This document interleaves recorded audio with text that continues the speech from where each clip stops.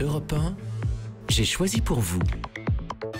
Et j'ai choisi un prénom pour vous ce matin, Fanch ou Fanch. C'est breton et la nuance de prononciation est beaucoup plus qu'un détail. Car ce qui fait la différence, c'est un tilde. Vous savez, ce petit trait que l'on retrouve en espagnol au-dessus de la lettre N. Eh bien, ce tilde, figurez-vous qu'il existe aussi en breton, ou plutôt qu'il existait avant.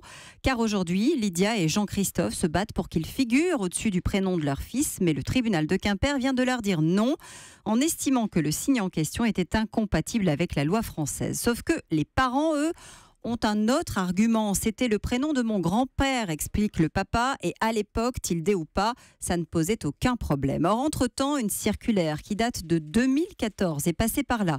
Et elle dit, noir sur blanc, que le tilde n'a plus droit de citer dans la langue française et qu'il ne peut donc figurer dans la rédaction des actes d'état civil. Le petit S couché est pourtant, lui, déjà sur les papiers d'identité du bébé qui est né en 2011.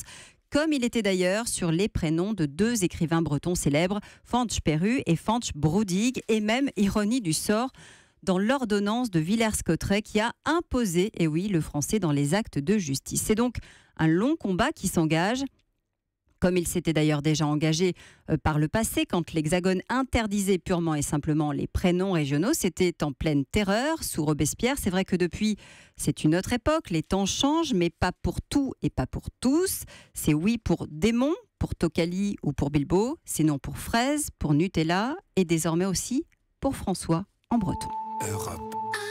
Europe 1.